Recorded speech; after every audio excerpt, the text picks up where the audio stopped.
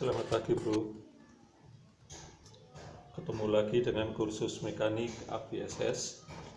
Pada kesempatan pagi ini kita akan menjelaskan tentang cara kerja dari electric starter atau biasa juga dibilang double starter. Jadi ada beberapa komentar yang menanyakan materi tentang electric starter. Sebelum memahami kerusakan dan pergantian serta perbaikan, ada baiknya kita memahami nama komponen beserta fungsi dan cara kerjanya. Nah, proses kerja dari electric starter ini tentu harus dipengaruhi dengan kondisi kelistrikan yang bagus. Artinya, kalau kamu electric starternya mau bagus, maka aki, kiprok, dan sepul pengisian juga dalam kondisi bagus. Karena meskipun aki baru, kalau kiproknya itu tidak bagus atau kiprok rusak, maka aki tersebut tidak akan mampu menghasilkan arus DC yang sempurna. Begitu juga ketika sepul pengisian yang bermasalah. Meskipun aki baru, kiprok baru, tetapi aki tidak mampu untuk menggerakkan electric starter dan menghidupkan mesin. Jadi ketiga komponen pendukung tersebut merupakan sumber arus ataupun penghasil arus yang dibutuhkan untuk electric starter. Nah, saat kondisi sepul, kiprok, dan aki bagus, proses kerja electric starter itu dipicu dari kunci kontak. Jadi sebelum menekan tombol starter, ada baiknya kunci kontak di-on-kan. Nah, saat kunci kontak sudah on, tombol starter ditekan, maka arus dari aki, arus kecil ya, dari aki akan diteruskan menuju ke switch starter atau tombol starter. Dari tombol starter itu, arus akan dialirkan menuju ke bendik atau relay starter. Nah, yang ini, bendik atau relay starter. Kebetulan untuk Suzuki, arus yang keluar dari relay starter, arus yang keluar dari switch starter itu warna kuning strip merah. Arus kecil ini menuju ke bendik untuk memicu terjadinya elektromagnetik. Jadi di dalam bendik ini nanti ada kumparan yang bisa menjadi magnet saat dialiri arus listrik.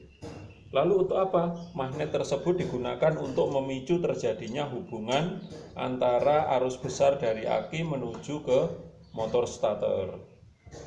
Jadi bendik atau relay starter ini berfungsi sebagai switch ataupun saklar otomatis ya. Jadi saat tombol ditekan, saklar terhubung pada bendik, sehingga arus dari aki warna merah ini diteruskan menuju ke warna hijau ini yang langsung menggerakkan motor starter atau dinamo. Nah, jika kondisi aki lemah, maka saat arus ini mengalir dan diteruskan menuju motor starter, maka motor starter tidak mampu berputar karena kuat arusnya di bawah standar dari kebutuhan motor starter. Itu yang pertama. Kemudian yang kedua, mesin tidak bisa hidup itu bisa disebabkan oleh bendik. Nah, kenapa bendik atau relaynya? Relay starter ini tidak mampu menghubungkan arus besar dengan sempurna. Ciri-ciri jika bendik itu mengalami kerusakan saat kedua kutub ini dihubungkan dengan obeng atau baut, ini misalnya ya, kita hubungkan, kita jumper langsung. Saat ini dihubungkan, mesin bisa hidup atau starter bekerja, dan saat dilepas, starter berhenti. Kemudian saat dihubungkan lagi mesin bisa hidup, berarti bendik mengalami kerusakan dan kondisi aki bagus gitu ya. Tapi saat kondisi kedua kabel besar ini dihubungkan, mesin tidak bisa hidup juga, berarti aki yang bermasalah karena arus lemah gitu. Jadi kuncinya ada di bendik atau relay starter ini. Nah, jika kondisi aki sudah bagus, kiproknya sudah bendiknya sudah bagus, relay starter bagus, tapi mesin tidak bisa hidup juga, berarti kamu harus bongkar ke bagian ini dinamo atau motor starternya. Bisa jadi motor starter itu mengalami keausan pada bostelnya atau sikat starter, arang starter atau bostel. Jadi ini harus dibuka, kemudian di dalam nanti ada cool bostel yang harus diganti sekaligus dibersihkan, karena biasanya banyak debu-debu bekas gesekan yang di sekeliling itu juga mempengaruhi dinamo starter jadi berat dan bekerja dengan berat.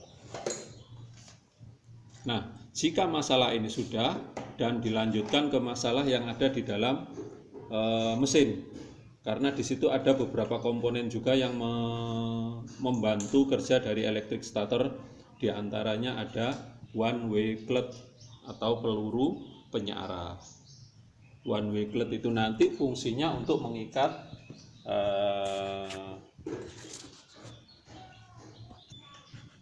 nah ini dia, one way cloth ini berada di belakang magnet berupa peluru per dan rumah per.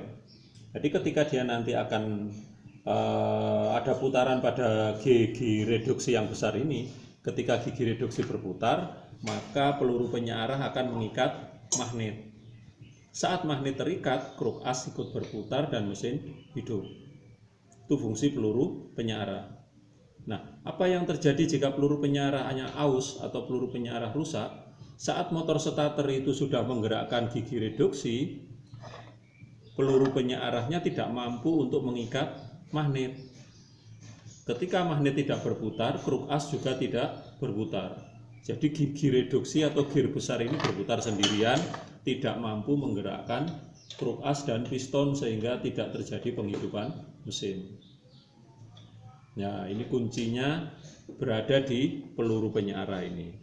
Jadi itu yang paling berpengaruh. Sehingga elektrik starter bisa sempurna atau tidak dipengaruhi oleh 5 faktor tadi. Peluru penyearah yang bagus, bostel yang bagus, dinamo starter yang bagus, bendik yang bagus, aki yang bagus, dan kiprok serta spool pengisian. Kurang lebih seperti itu. Jika ada yang kurang jelas bisa ditanyakan lagi bagian mana yang perlu diperjelas lagi melalui kolom komentar. Terima kasih, selamat pagi.